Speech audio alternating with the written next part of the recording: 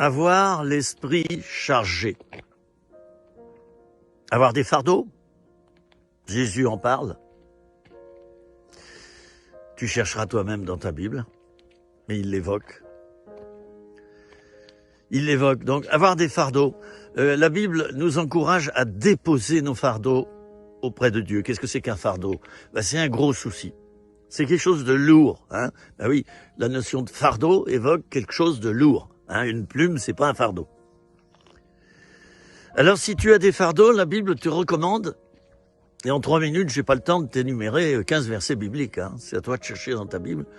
Eh bien, la Bible te recommande de décharger tes fardeaux à la croix, au pied de Jésus, car il a porté nos fardeaux à notre place.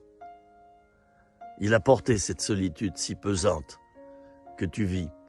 Il a porté ce souci permanent que tu as, cette angoisse, peut-être de mourir ou de devenir malade ou de perdre de l'argent ou de perdre ton emploi. Mais il y a des fardeaux quelquefois très pesants. Hein, des fardeaux de couple, quand ça va pas dans le couple.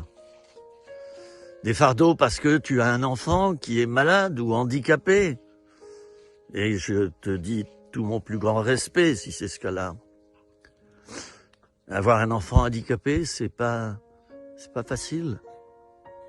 Hein? Et c'est une vie livrée de la part des parents qui vont devoir s'occuper de leur enfant pendant longtemps parce qu'il est handicapé. Ça, c'est un fardeau. Il y a des fardeaux très lourds à porter. Donc, je t'encourage, mon frère, ma sœur, si tu as de tels fardeaux, déjà ne pas en avoir honte. De ne pas en avoir honte. De ne pas te culpabiliser parce que tu en as. C'est pas forcément à cause du fait que tu aies commis un péché ou une erreur que tu as un fardeau. Moi, j'en ai chaque semaine des fardeaux. Je vais être franc avec vous. J'en ai chaque semaine des fardeaux. Et vous savez, l'apôtre Paul, son principal fardeau, c'était les églises. C'était les églises. Et il l'a dit. Il l'a écrit. C'était son fardeau, c'est-à-dire il voyait qu'il y avait des problèmes dans les églises. Il voyait des chrétiens qui vivaient dans des problèmes, dans des péchés, dans de la débauche, et qui ne voulaient pas changer, et même qui mettaient le nom de Dieu sur leurs problèmes. Ça, c'était un fardeau pour lui. Et il recommandait aux églises de vivre en paix et d'obéir à Dieu. Alors ton fardeau, il peut être spirituel également. Il peut être spirituel. Voilà. Et moi, j'ai un fardeau. J'ai un fardeau souvent. C'est le fardeau des âmes. Je me dis, mais qu'est-ce qu'elle va devenir cette personne après sa mort? J'ai le fardeau des âmes. De parler de Dieu, d'évangéliser, d'expliquer ce qu'est le salut, le pardon des péchés. Et tout ça, la vie éternelle. C'est un véritable fardeau chez moi.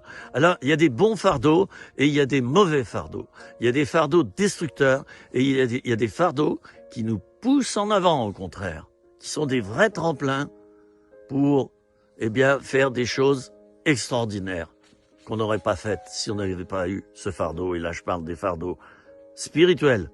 C'était 3 minutes, rien que pour toi. Regarde derrière. C'est l'automne. Des belles feuilles jaunes. Hein? C'est beau, hein? À bientôt. Au revoir.